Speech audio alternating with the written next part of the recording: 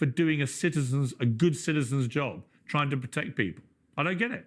Well, you only can understand it if you're in Manhattan and you're in the mind of DA Alvin Bragg. In this video, Tomi, Lahren, and Marc Lamont Hill discuss the Daniel Penny case and BLM.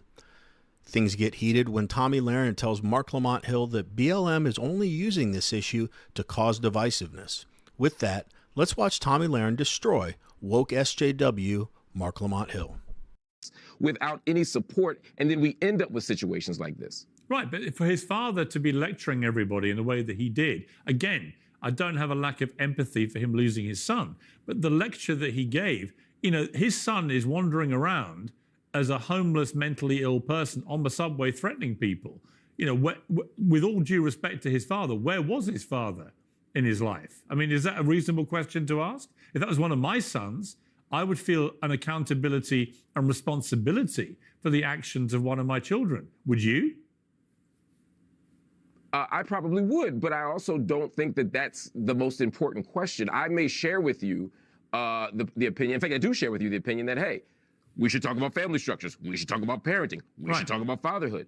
But when a father's son is dead in this moment, we as a nation, just like with the healthcare issue, we have an opportunity to talk about the broader system instead of us criticizing how a mourning father is dealing with his dead son. Let's talk about the conditions that got us there. Let's not play a blame game. Well, we're going to come to the cold-blooded execution of a healthcare executive, which I think is unfathomable to me that people would celebrate that happening literally within seconds of the guy being gunned down. But we're going to come to that debate in a moment, and obviously, Taylor, you're going to be a key part of that. But Tomi, I just sense that there's already a building momentum for this to be treated like a mini George Floyd situation. Now, I found the George Floyd story horrific. I thought what that police officer did was indefensible and appalling. But it's a completely different set of circumstances. This guy, Daniel Penny, he's a Marine veteran. He's on a subway, and he's watching somebody directly threatening to kill people. And he apprehends him, and he holds him down because he doesn't want him to be a threat to the lives of people around him. That used to be the... If you like videos like this one, like and subscribe. We'd really appreciate it. Let's get back to the video. The kind of behavior that would win people medals for valor. Now you end up in a criminal court facing the rest of your life in a prison cell. And that's what I find so just... I can't understand it. How has society moved to punishing people like Daniel Penny for doing a good citizen's job, trying to protect people? I don't get it. Well, you only can understand it if you're in Manhattan and you're in the mind of DA Alvin Bragg. There's a whole lot we can talk about there. Not a lot of things that office wants to prosecute outside of Donald Trump and Daniel Penny and other heroes. But I would also say this, when we're talking about this case and Daniel Penny, and we're talking about the race element here, let's keep in mind, Daniel Penny is a big guy. He's strong. He's young. He's a former Marine. If he's on that subway and Jordan Neely comes in threatening people, probably the last person that's going to be the victim is Daniel Penny. He can hold his own. Daniel Penny stood up to protect people that maybe couldn't protect themselves, right. The women, the children. Also, if you look at the footage from that subway, a lot of those people in the subway were people of color. So you have a white man that's standing up to protect people of color in a subway, and yet BLM is so desperate for their grift and for their attention that they really want to make this about race. I'm not joking when I say I genuinely thought we were all done with BLM.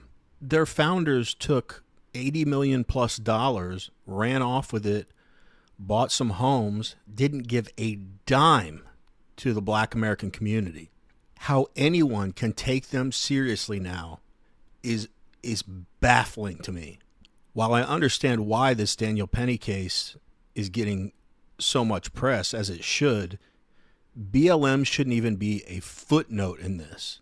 Everyone should just ignore them. They have zero credibility. Daniel Penny's case, it is so clear who is in the right here and who is in the wrong.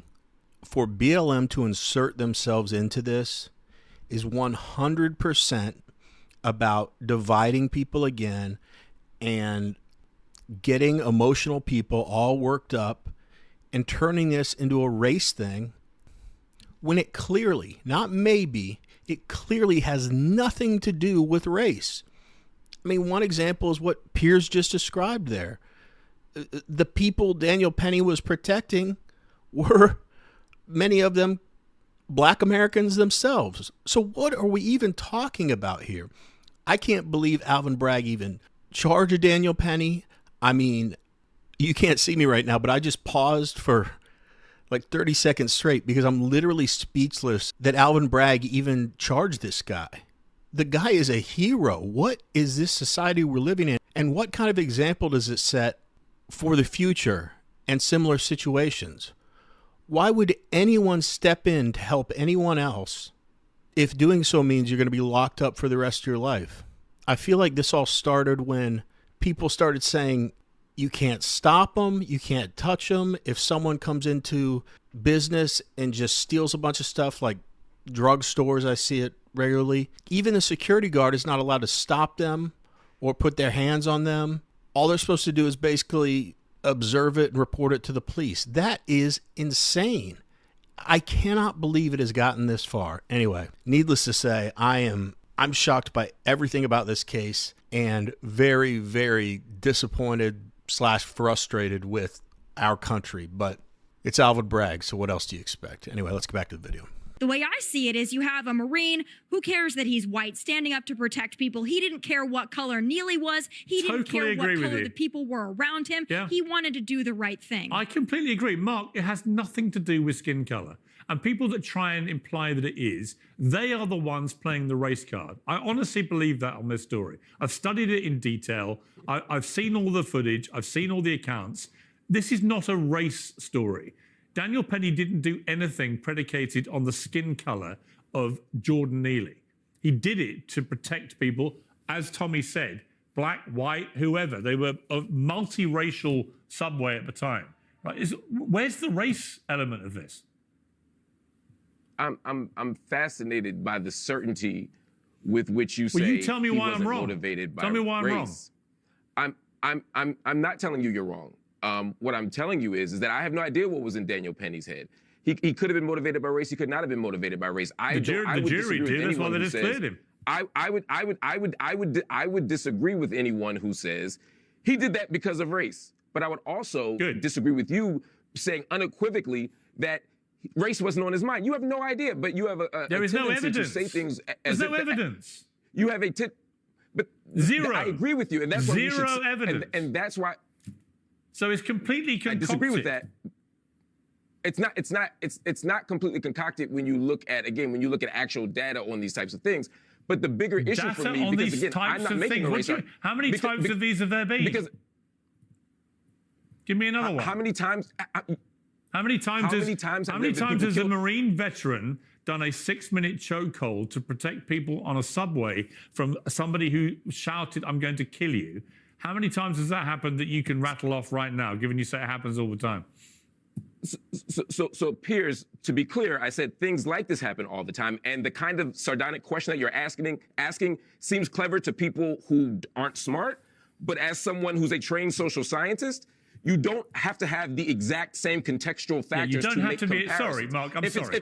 You don't have to be a trained social scientist. For example, scientist. It were a school bus instead of a subway, it wouldn't make it less important. If he were an Army vet instead of a Marine vet, it wouldn't make it less relevant. It's a silly question to ask me, when was the last time we're a Marine vet on a subway, blah, blah, blah, blah, blah. That's not the point. Okay, so my point is, I never made it about race. Hang on. I never made it about race. Hang on. So far, you've called me dumb, silly, and you say you're... I didn't call you dumb. What kind of... Well, gosh, guys, I take back everything I said previously. Marc Lamont Hill is a trained social scientist. Wow. How weak is your case about whatever you're talking about if you're in a debate and you bring up your education credentials? I'm telling you right now, I've never done that once in my life, and I don't believe I've seen anyone do that, like in my personal life. And if they did, I would laugh in their face. What a dumb response. Marc Lamont Hill's role here is to defend the anti-Daniel Penny side, but he literally has nothing to talk about. So that's why he brings up stupid stuff like social scientists. And prior to that, he said, there's a lot of data around these type of things. And Piers says, what do you mean? When has a Marine choked out, laid out the case and said, when has this happened before? And he's like, I'm not saying that exactly. I'm just saying there are other cases like this. Okay, then name one. Name one. And maybe there are, but he's just trying to obfuscate and filibuster as long as he can and act appalled at the whole situation so he can pretend like his side of the argument has any validity whatsoever. And he says he agrees with Piers Morgan that this is not about race, and says, so if it's not about race and you agree with that, and you'd be the first one, I have no doubt whatsoever, to tell us if you thought it was remotely about race. So if you agree that it's not about race, then why is BLM involved? And then the only thing he has to counter with is, I'm just fascinated by your certainty. And Piers goes, there's no evidence. And like we said before, there's people of color all over the place that he's protecting. And Piers' answer about his own certainty was, there's zero evidence to suggest that. So what has Marc Lamont Hill contributed to this panel, or contributed to anything for that matter?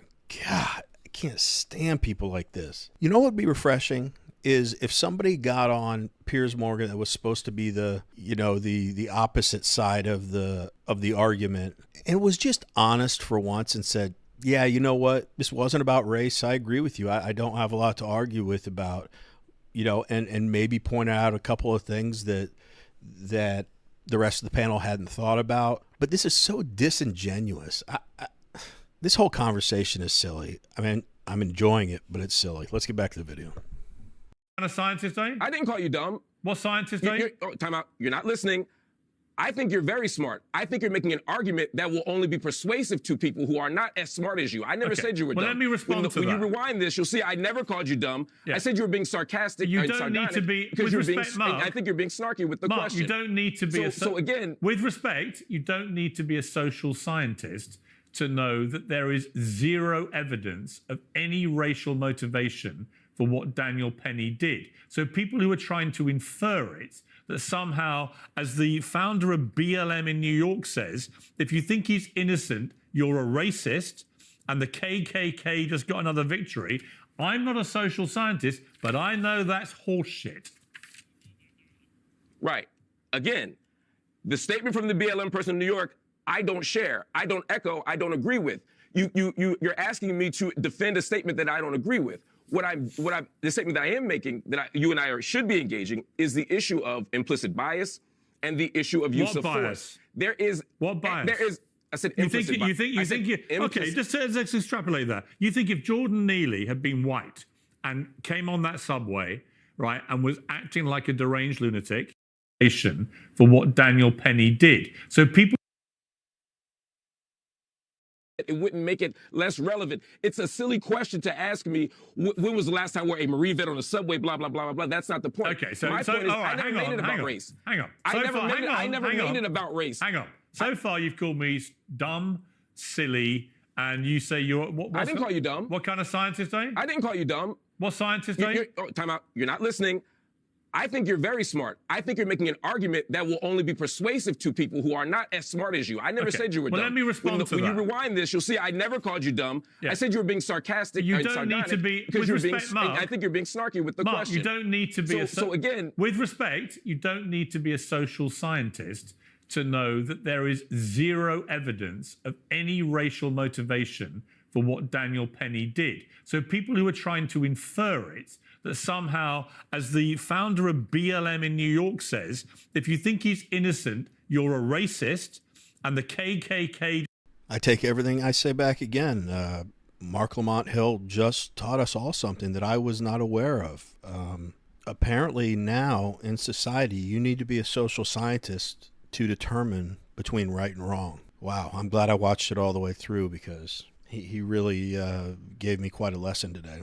I want to give Marc Lamont Hill the benefit of the doubt here, because I think he misspoke. He said that Piers' argument is only one that would be accepted by dumb people. I think he just misspoke. I think what he meant is logical people. Obviously, I was being sarcastic earlier, but human beings with a soul know the difference between right and wrong, Mark. Anyway, we want to hear from you. What are your thoughts on this whole case? Am I way out of line by saying BLM has zero reason to be involved with this situation? Or do you think race did play a role in this case? Let us know. That's it for this video. As always, we really appreciate you watching, and we will see you on the next one.